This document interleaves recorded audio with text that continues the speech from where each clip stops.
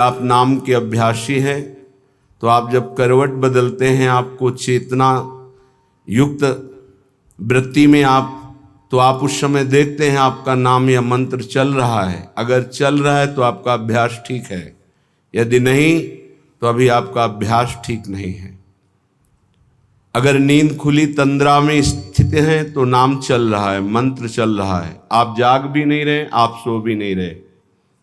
ये बहुत नामाभ्यास से ऐसी सुंदर स्थिति प्राप्त होती है कि आंसुओं से वस्त्र भींगे रहते हैं। कब रात निकल गई, कब दिन निकल गया, उपासक को पता ही नहीं चलता। वो नाम के उस परमानंद में डूबता है जिसकी चाह से हम अनंत जन्मों से भटक रहे हैं भोगों में, और वो किंचन मात्र नहीं है। भोरी सखी को तो ये प्राप्त है, ये अपने लोगों के लिए प्रार्थना कर रहे हैं कि हे लाडली जू, आपकी बलिहारी जाऊं, आप ऐसी कृपा कर दो कि जागते हुए सोते हुए स्वप्न में हर समय हमारे हृदय में स्फुरित होता रहे राधा राधा राधा। ही जी रसना श्वास श्वास प्रति, आहा, रोम रोम रट लाऊं राधा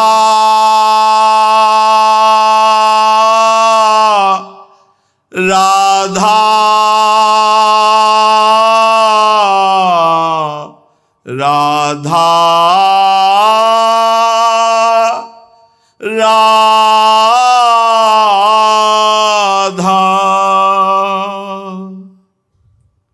हृदय से, दिल से, जिह्वा से, श्वास श्वास से, रोम रोम से, हे किशोरी जू बस मेरे राधा राधा राधा राधा ऐसा निकले।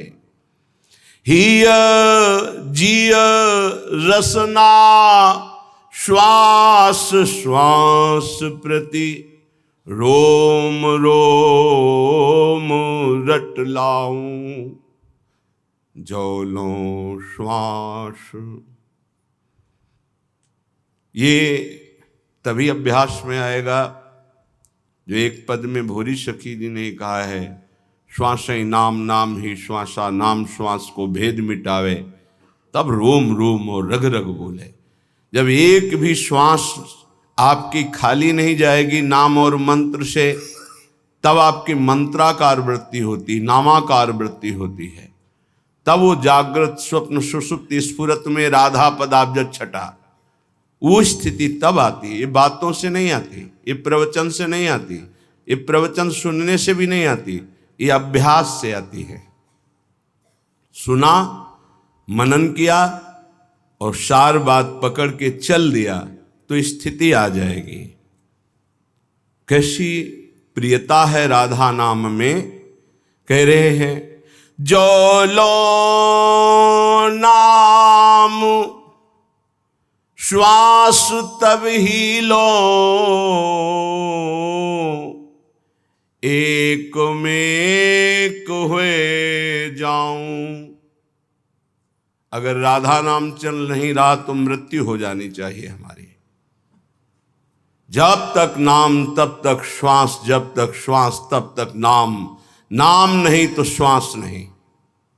बलिहारी है ऐसे महापुरुषों की जिन्होंने नाम के प्रति ऐसी प्रीति की, नाम नहीं तो मृत्यु स्वीकार है। बोलो, कसौटी में कस के देखो कैसे भजनानंदी हो। भजन के सिद्धांत को कसौटी में कसो, अपने मन को देखो। जहां एकादश स्कंद श्रीमद् भागवत में लिखा हुआ है कि त्रिभुवन की राज्य लक्ष्मी देने पर भी आधे पल के लिए जो अपने इष्ट का चिंतन नहीं छोड़ता वो महाभागवत है। विचार करके देखो हम क्या है। जो लो नाम श्वास तब लो ही, एक में एक हुए जाऊं। नाम में हो गए, सच्ची मानिए, सच्ची। उपासक जब तन्मयता पूर्वक नाम का आश्रय लेता है तो नाम उपासक को पकड़ लेता है। ये जो नींद में नाम चलता है, स्वप्न में नाम चलता है, उपासक नहीं जपता है, ये नाम पकड़ लेता है उपासक को। ये अंदर की बात है। चाहे वो शौच में हो या अशौच में, दोनों में नाम कभी नहीं रुकता। अपवित्रः पवित्रो वा सर्वावस्थांगतो पिबः यह स्मरेत पुंडरीकाक्षम सवायाभ्यंतर शुचि। वायाभ्यंतर से परम पवित्र रहता है जिसकी स्मृति में हर समय नाम चलता है। जिह्वा में, कंठ में, हृदय में, स्मृति में। क्या अद्भुत स्थिति नाम जापक की।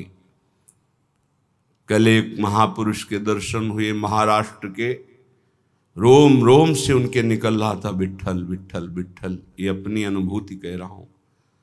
प्रश्न का उत्तर इधर दे रहे थे लेकिन आकर्षण हो रहा था, कोई है महाभागवत यहाँ। तो एकदम दृष्टि दौड़ी, देखा। उनका प्रश्न का उत्तर बाद में, पहले संभाषण करेंगे। हमारा सौभाग्य उदय हुआ। ऐसा लग रहा था साक्षात तुकाराम जी पधारे हैं। सच्ची कह रहे। कभी कभी लाडली जी की ऐसी विशेष महती कृपा होती कि ऐसे छुपे हुए महापुरुष कृपा करके दर्शन देते, जो उपाधि रहित हैं। उपाधि रहित होकर भगवान के वैभव की पूजा हो रही है तो बहुतायत है। लेकिन उपाधि शून्य दैन्य महापुरुष, इनका साक्षात्कार केवल प्रियालाल की विशिष्ट कृपा से होता है। जैसे राजसू यज्ञ में सब उपाधि वाले महात्मा थे, बड़े बड़े ब्रह्म ऋषि महापुरुष, लेकिन उपाधि रहित वाल्मीकि जी की आराधना करा के भगवान ने राजसू यज्ञ की पूर्णता की। ऐसे महाभागवत सच्ची मानिए, उनके रोम रोम से विट्ठल विट्ठल निकल रहा था। वो श्रवणेंद्रिय आपके पास नहीं, वो नेत्रेंद्रिय नहीं जिससे सुन सके। रोमांच हो रहा था। 2 घड़ी तो हमको संभलने में लगे, अपने आपे में आने के। केवल ऐसा बार बार की ऐसी कृपा कैसे हो सकती मुझ अधम पर कि ऐसे महापुरुष मुझे दर्शन दे सकते हैं। कोई नहीं जानता था। वो ऐसे ही साधारण ऐसे बैठे हुए थे। रोम रोम से विट्ठल विट्ठल विट्ठल निकल रहा था। ये तभी होता है जब अभिमान लीन हो जाता है आराध्य देव में, तब रोम रोम रग रग में नाम स्वयं स्फुरित होता है। जनाबाई के कंडों से निकलता था विट्ठल विट्ठल विट्ठल। तुकाराम जी जहां चरण रख देते थे वो भूमि बोलती थी विट्ठल विट्ठल। ये रोम रोम से राधा राधा निकलने लगी। कोई आश्चर्य की बात नहीं है। जिस भूमि को छू दिया वो भूमि बोलती है। श्री स्वामी शरण जी महाराज हित धाम में थे। उनके मस्तक में ऐसे जैसे तिलक लगाया जाता है बराबर बहुत समय तक, फिर हटा दिया जाए तो तिलक का चिन्ह बन जाता है। ऐसे मस्तक में राधा नाम तेजो में उभर आया था। इतना राधा नाम कि मस्तक पे ऐसे राधा ऐसे लिखा दिखाई देता था। जो लो नाम श्वास तब ही लो, एक में एक हो जाऊं। अहो लड़ती इतनी मुँह पे, कृपा करो बलि जाऊं। नाम रूप में बड़ी ऊंची स्थिति, रूप नाम में यहां पहुंचना गुरु कृपा से ही है। नाम रूप में, रूप नाम में विविमय हुए दुलराऊं। पियत छकी मतवारी प्यासी। क्या शब्द है। पियत छकी मतवारी प्यासी।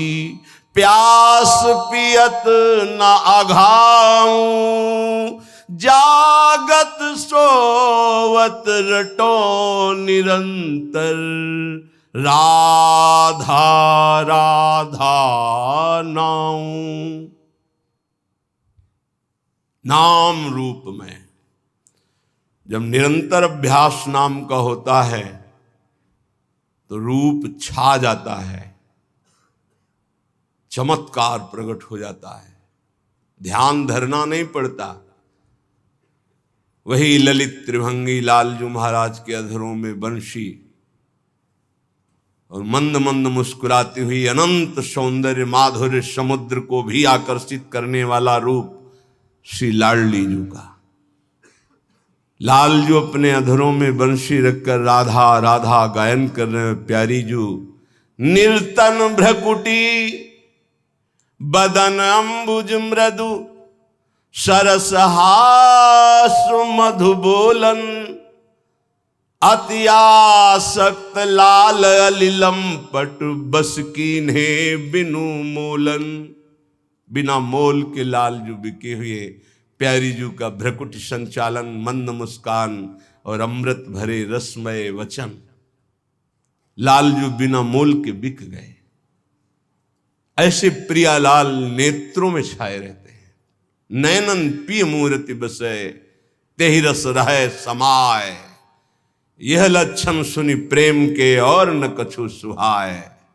और न कछु सुहाय फिरे अपने रस मातो। कुटुम देह ते जाए छूट सभी विधि नातो। जहां जहां पिय की बात सुने खोजत तिन गैनन। ओ अद्भुत स्थिति मम भक्ति युक्तो भुवनम पुनात। ऐसा महाभागवत भुवन के भुवन को पावन करने की सामर्थ्य रखता है। नाम रूप में जितना नाम जप करोगे रूप झलकने लगेगा। और रूप नाम में, रूप का परिचय नाम से ही होता है। देखिए रूप नाम आधीना। अगर नाम नहीं तो परिचय नहीं मिलेगा। सामने रूप खड़ा हो, ये कौन है, बोले अमुक है, नाम परिचय कराता है रूप का। तो रूप नाम में, नाम रूप में बीबी होए दुलराऊं। रूप में डूबा हुआ नाम जप कर रहा है, कभी नाम में एकाग्र बुद्धि करके रूप में डूबा हुआ है। नाम रूप, नाम रूप में, रूप नाम में बीबी में हुए दुलराऊं। पियत छकी मतवारी प्यासी, कैसे कोई समझ पाएगा। पान करके प्रेमामृत का छका हुआ उपासक मस्त है, लेकिन प्यास बढ़ती चली जा रही है राधा नाम की, राधा रूप की, राधा चरणारविंद की सेवा की। और प्यास पियत ना घाऊं, निरंतर पान कर रहे फिर भी तृप्ति नहीं। अरबरात मिलवे को निस दिन मिले ही रहत मनो कबहु मिले ना। जानी परे नहीं सांझ सवेरो लाडली मेरी स्वामिनी। जानी परे नहीं सांझ सवेरो ऐसो जन्म गवाऊं। श्रीहित बेगी ढरो भोरी पे हुलसी हुलसी जस गाऊं। हुलसी हुलसी जस गाऊं श्री राधा राधा नाऊं। अहो लड़ेती इतनी मुँह पे कृपा करो बलि जाऊं। हे प्रियाजू, ऐसे राधा नाम में डूब जाऊं कि सुबह हुई कि शाम हुई इसका पता ना चले। पूरा जीवन केवल राधा नाम की तन्मयता में व्यतीत हो। कृपा करो लाडली, हम पर द्रवित हो जाओ, श्रीहित बेगी डरो मोहि पर। हे प्रेम स्वरूपा प्रियाजू, द्रवित हो जाओ, दया कर दो कि मैं आनंद में उमगती हुई हर समय राधा नाम जप करूं और आपका यश गान करते हुए जीवन व्यतीत करूं। जीवन का परम लाभ यही है। जिनकी बात करने मात्र से भव समुद्र छूट जाता है वो प्रिया प्रीतम है, अन्य बात नहीं। अन्य बात करोगे फंस जाओगे। तब सुख हरिवंश गुण नाम रसना रटत और बहुवचन अति दुखदानी। और कुछ बोले तो दुख में फंस जाओगे, निंदा स्तुति बन जाएगी। एकमात्र प्रिया प्रीतम की बात करो, उनका नाम जप करो, बहुत जोर का प्रेम प्रकाशित हो जाएगा हृदय में। दो ही बातों से, नाम जप और लीला गुण गायन श्रवण, इसी से प्रेम प्रकाशित होता है। श्रीपाद प्रबोधानंद जी महाराज कह रहे हैं, श्रीधाम वृंदावन का यदि आश्रय और वास मिल गया है तो आपको बहुत धैर्यवान बनना होगा। या आप भक्ति के मार्ग में चल रहे हैं तो आपको बहुत धैर्यवान बनना होगा। श्री वस्त्राभरणादिभि करपदाद्युत्कर्त दाहादिभि निंदा संस्तव कोटिभिर्बहु विभूत्यत्यंत दैन्यादिभि जीवान्नेव मृतो यथान विकृतिम प्राप्तः कथंचित क्वचित श्री वृंदावनमाश्रये प्रिय महानंदैक कंदम परम।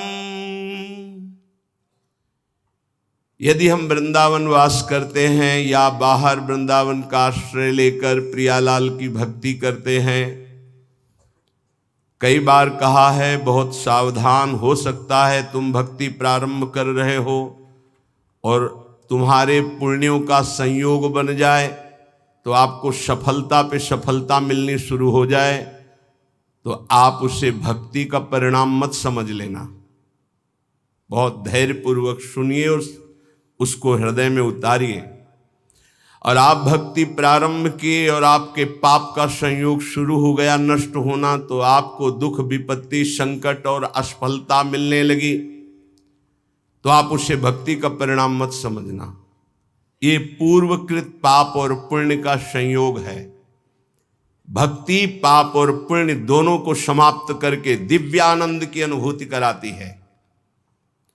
इसलिए श्री वस्त्राभरणादि भी, यदि आपको बड़ा वैभव मिल रहा है तो भक्ति का परिणाम नहीं है कि आपकी भक्ति सफल हो गई, बड़ा वैभव मिल रहा है, नहीं, ये पूर्वकृत पुण्य का प्रताप है। वस्त्र भरणादि भी, सुंदर स्वर्णादि आभूषण, बढ़िया वस्त्र, रुपया पैसा, हर व्यवस्था, तो बोले भक्ति की बड़ी कृपा हुई, हम भगवान की भक्ति की, भगवान हमारी भक्ति का फल हमको दे दिया। भूल मत कर लेना, ये भक्ति का फल नहीं है, ये पुण्य का फल है पूर्व जन्म के। या कर पदाद्युत्कर्त दाहादि भी, आग लग गई, एक्सीडेंट हो गया, हाथ पैर टूट गए, संकट आ गया, भारी संपत्ति नष्ट हो गई, तो आप उसे भक्ति से मत जोड़िएगा कि जब से वृंदावन गए भक्ति शुरू की सब चौपट होना शुरू हो गया और 4 लोग आपको मिल जाएंगे, देखा ये बड़ी भक्ति करता है इसीलिए ऐसा इसके हुआ। उसको भक्ति से मत जोड़िएगा। जैसे पहला सुख संविधान तुम्हारे पुण्य से आया था, ऐसे दुख, नाना प्रकार की विपत्तियां, संकट, ये पूर्वकृत पाप से आता है। जैसे उदाहरण में पूज्य राधा बाबा बाल्यावस्था से भगवान के मार्ग के अनुयायी, बहुत कट्टर शास्त्रीय सिद्धांत का पालन करने वाले, जहां स्वप्न में भी पाप नहीं हो सकता, ऐसे महापुरुष जिस समय त्रिपुर सुंदरी भगवती की आराधना का दृढ़ संकल्प लेकर साधना में लगे, खड़ाऊं फिसल गई स्नान और अंग टूट गया। और नियम था कि कोई भी औषधि किसी भी पैथिक की नहीं लेनी, चाहे वो आयुर्वेदिक हो, होम्योपैथिक हो, एलोपैथिक हो, कोई पैथिक नहीं। कितना भीषण कष्ट, बांस की पट्टियों से खपाच बांधकर उसको और बैठ गए आराधना में। आराधना नहीं रुकी। क्या? इस उच्च कोटि की अवस्था की स्थिति को प्राप्त महापुरुष के ऐसे साधन में विघ्न, ये पूर्वकृत, उसको वर्तमान कृत नहीं माना जाता। आप लोगों की क्या साधना होगी? बड़े बड़े महापुरुषों में बड़े भयानक रोग देखे गए, ये क्या वर्तमान की भक्ति का फल है? छोटी मोटी आराधना करके कामनाओं की पूर्ति होती। जिन्होंने जीवन को भगवान के चरणों में अर्पित कर दिया, क्या उनमें इतनी सामर्थ्य नहीं कि अपने शरीर को स्वस्थ रख सकें? लेकिन शरीर कृत पाप और पुण्य का प्रभाव इस शरीर में जो आ रहा है, कभी ज्ञानी पुरुष, विवेकी पुरुष उसको टालता नहीं है, उसे स्वीकार करता है और अपने भजन के बल से आवागमन से मुक्त होकर भगवान को प्राप्त होता है। इसलिए धैर्यपूर्वक अध्यात्म को समझने की चेष्टा करें। चाहे हमें वस्त्राभूषण आदि खूब श्री वैभव संपत्ति मिल जाए और चाहे हमारे अंग भंग हो जाए, सब संपत्ति नष्ट हो जाए, निंदा संस्तो कोटि भीर, चाहे कोई हमारी बड़ाई करे कि भाई बहुत कृपा पात्र हैं, भगवान का भजन करते हैं, और चाहे कोटि निंदा, कोई करोड़ों प्रकार से हमारी निंदा करे, बहु विभूत्यंत दैन्यादि भी, चाहे बड़ी विभूतियां एकत्रित हो जाएं या बिल्कुल सब नष्ट हो जाए, तो भी हम अपने प्रभु की भक्ति छोड़ने वाले नहीं। ऐसा धैर्यवान परमार्थ पे चल सकता है। देखो, विचार करके देखो, अध्यात्म किसे कहते हैं? नाटक को अध्यात्म नहीं कहते, पाखंड दंभ को अध्यात्म नहीं कहते।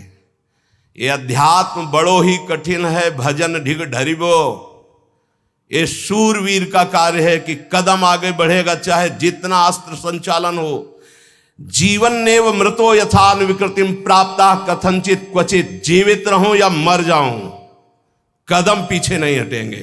ये उन बहादुरों का मार्ग है परमार्थ, कायरों का मार्ग नहीं कि काम क्रोध मारा थप्पड़ और फैल के गिर गए, कंठी अलग माला अलग तिलक अलग। ये उनका कार्य नहीं है, उन शूरवीरों का कार्य है। आगे की पंक्ति में, जीवन नेव मृतो यथा न विकृतिम, जीवित रहूं या मर जाऊं इसकी कोई परवाह न विकृतिम, अपनी भक्ति में विकृति नहीं आने दूंगा, अपने भगवत मार्ग में मैं कभी कमी नहीं आने दूंगा। नियम लो, यह है भक्ति का स्वरूप। तब अजित भगवान को जीता जाता है। ये खिलवाड़ का मार्ग नहीं है। प्राप्ता कथनचित क्वचित, कोई भी विकार आकर के कहीं भी निपट सकता है। यह है गुरु का चेला, दूसरा कोई नहीं है।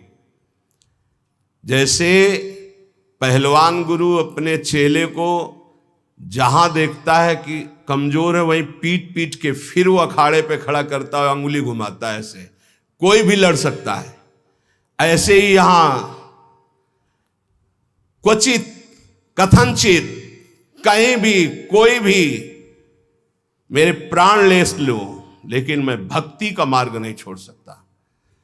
चाहे वैभव आवे, चाहे नष्ट हो जाए, चाहे शरीर रहे या नष्ट हो जाए, यश हो या अपयश हो, इसकी कोई परवाह नहीं। जीवन नेव मृतो यथान विकृतिम प्राप्ता कथनचित क्वचित, मरूं या जीऊं इसकी अब कोई परवाह नहीं। ऐसा ही उपासक विजय प्राप्त करता है इस माया पर। नहीं तो बहुत लुभावना और भयावना दोनों प्रकार का आकर्षण माया देती है। शूरवीर टिकता है, नहीं मृत्यु वरण, लेकिन भगवान को नहीं छोड़ सकता। महात्मा बुद्ध जी जब ब्रह्मबोध करने के लिए घर से निकले, तो एक वृक्ष के नीचे बैठ गए और संकल्प किया कि शरीर का मांस गलित हो जाए, हड्डियां टूट जाएं, प्राण निकल जाएं, पर जब तक ब्रह्म साक्षात्कार नहीं होगा तब तक आसन से नहीं उठूंगा। और ब्रह्म बोध करके ही आसन से उठे, इसीलिए उसे बोध वृक्ष कहा गया। वही चित्र और वही श्लोक उड़िया बाबा अपने डायरी में रखते थे। सदैव सामने। ऐसे जीवन में 2 श्लोक सामने सदैव रखा अपने दिमाग में। मात्रा स्पर्शास्तु कौन्ते शीतोष्ण सुख दुखदा आगमा पायनो अनित्यास्तास्ति क्षस्व भारत यम ही न व्यथ्यन्ते ते पुरुषम पुरुषर्षभ सम दुखा सुखाधीरम स्वमृतत्वाय कल्पते। जब कभी कोई भी विपत्ति, संकट, गर्मी, सर्दी, भूख, प्यास, ये 2 श्लोक का निरंतर सामने से भगवान कह रहे, जगत गुरु कह रहे, यम ही न व्यथ्यन्ते ते, व्यथित मत हो, शांत मंत्र में लग, अपने इष्ट के चिंतन में लग।